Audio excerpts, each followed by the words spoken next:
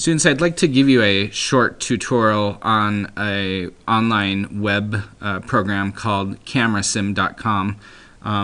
This program allows you to play around with camera settings in real time, snap a picture, and see what the outcome of your photo is. So this allows you to play with the ISO. The larger we set the ISO, this is for lower light settings. So if we're in a lower light setting, usually we'll have the ISO up a little bit higher. If we're outdoors in the bright sun, usually you're going to have it at about 100. But you'll notice that as I move these adjustments here, it also affects the aperture or the shutter. Over here, if I'm adjusting for the lighting, you'll see that the aperture is also going to change as I move that back and forth. And something else that's interesting, not necessarily interesting, but you have to realize that this is how it works, is that it's a teeter-totter type system. When one goes up, the shutter goes up, the aperture goes down. When the shutter goes down, the aperture goes up. And so this allows you to mess around with this as well and see how the different settings are going to affect one another. Most of you will have some type of, if you have a DSL or DSLR, you'll notice that when you look through the viewfinder, or if you have a display, LED display on the back of your camera, LCD display on the back of your camera, that you're going to see similar settings to this here as far as ISO and exposure. So as I move these around, you'll see those adjustments here as well. And so it's good practice to be able to see how each one of these affect one another. These three elements here, when combined, give you the exposure value, or the EV. Okay, so changing any one of those, again, will change the other.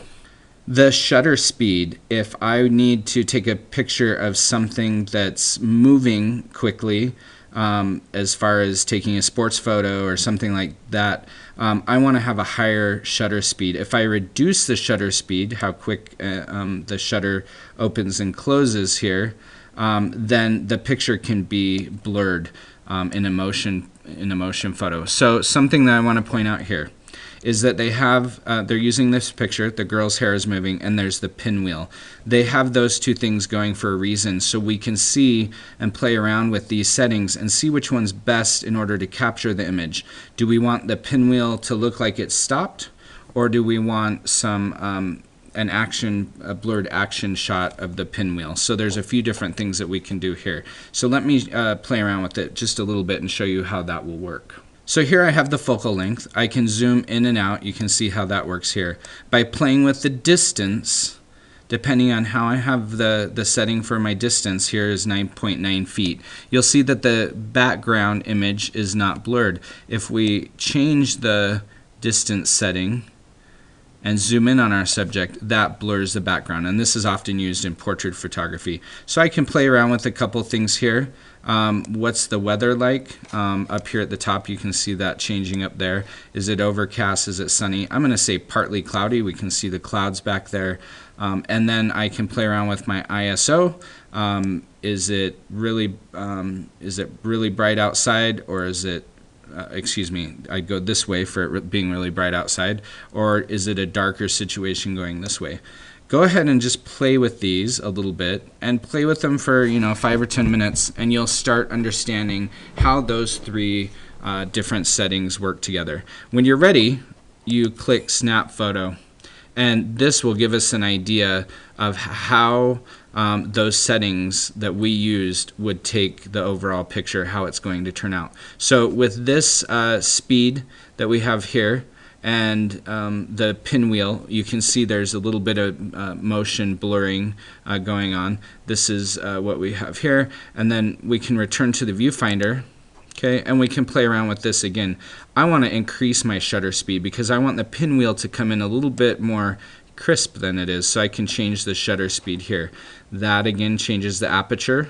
Okay, and I can also play around with the ISO a little bit if I'd like here, but that switches this down here. So anyways, you can see how they all correlate to one another. I'm going to also say that it's mostly sunny on this one. And focal length, I'm going to zoom in just a little bit more, and then I'm going to look at all of these settings, sort of see where you're at, going across, and then go ahead and snap your photo. Okay. And now we can see that because we have a faster shutter speed, the pinwheel itself is captured as a still image rather than showing the action shot on that one. Okay. I think that's about it. So I hope, so take some time, go in and mess around with some of these settings. Check out your own camera, look for where the settings are at on your camera, depending again on what camera you have. If you have a higher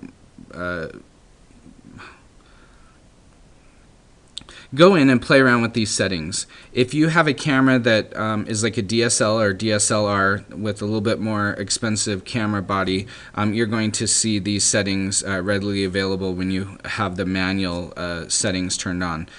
With a smaller point and shoot camera, you're not going to have the ability to go in and mess around with these settings quite as much, but it's useful to know how they all work together. And again, playing around with this for a few minutes, changing, I mean, even if you want to try to take a bad picture and just sort of see, you know, move some of these around, snap it, and you'll see there that I needed to have a faster shutter speed, possibly my ISO needed to be slightly higher, and then depending on how far I wanted to zoom in. So there's a bad picture example for you right there. So go ahead and go in.